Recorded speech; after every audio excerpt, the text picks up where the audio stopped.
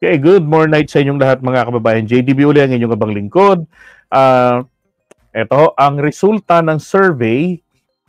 Yan, so ilan ba? Yung mga may check dito na nakikita nyo, yan po yung mga pumasok na sa top 12. Okay? So far, ito yan o. Nakaungos na po si Ben Tulfo sa kanyang kapatid kay Erwin. 0.03%. Ito po ay survey ng Tangere. Ito. Ang paraan po ng pag-gather ng information is through mobile. So yung mga adult person, yung mga botante na nasa database nila yung kanilang mga mobile phones, yung mga numbers, then pinadadalhan po nila yan ng kanilang survey questionnaire. Okay, and then pagka nag-reply ka, pupunta sa database nila, then automatic yan, may analyzer dyan. At nalalaman po sa ranking, sino yung pangalawa, panguna, ganon, pangatlo, and so on. So, naglalaro ho yung dalawang magkapatid sa first and second place. Pangatlo si Bongo, pang-apat si Tito Soto, and then si Bong Revilla po, naglalaro po ng 5 hanggang 6. Pareho sila ni Pia Cayetano. And then, pero ito rin naman po si Benhur Abalos, hashtag Abalos ako. Yan. No? Mas lamang lang siya ng 0.13% kay Manny Pacquiao. So, nag-aagawan po sa pwesto na pang-7 ay si Abalos at saka ito hong si Manny Pacquiao. Okay, and then si Lito Lapid, yan si Pinuno.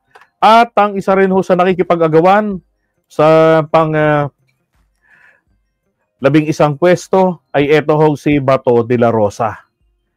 And then Willie Revillame pumasok po sa pang-12 ito. So kaagawan niya rito si Ping Lacson, Kiko Pangilinan at saka si Bam Aquino. Yan. So sana naman tuluyan na rin pong mahulog sa kangkungan etong si Bato de la Rosa. 'Di ba? At saka etong si Willie Revillame. Okay, so ayan na. Kagabi yan Now, ito naman po ay survey ng Okta Research. January. So, palit lang. Halos ganito rin ho. Walang nagbabago Maliban lang dito, dito si Amy Marcos sa survey rito. Wala rito si Amy Marcos sa hanggang top 14 nila. Okay, so rito naman, nasa si Amy, pang 13, ganyan. Okay, so Abalos dito ay naglalaro po ng pang 9 hanggang 16 daw. O sabihin na natin na nasa, 1, 2, 3, 4, 5, so mga hanggang 16, ganyan. Ang laki naman ho ng naging angat to pagdating dito sa kabilang survey ng Tangere. Yan. So, ito po yung iba pa na mga nasa survey rin. Camille Villar, Amy Marcos. So, dalawa sila sa mga 15 to 18 na posisyon.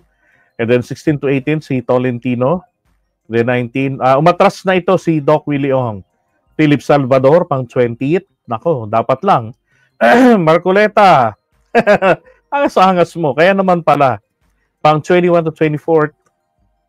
Yung kanyang ranking. Then Gringo Unasan, Chavit Singson, matras na rin ito. Jimmy Bondoc, wala naman to. And then Richard Mata, Bonifacio, Bosita.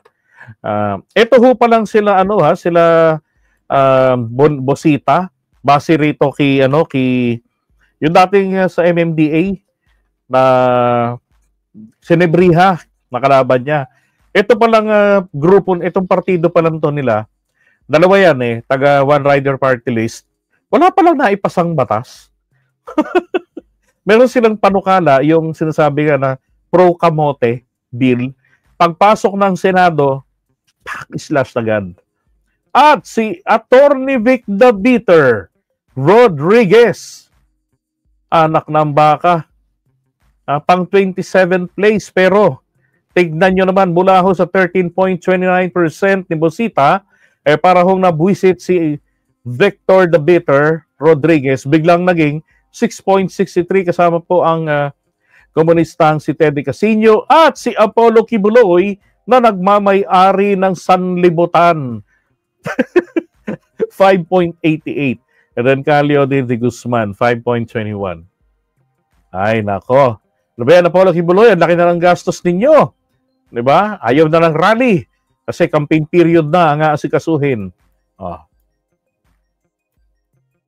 Diba?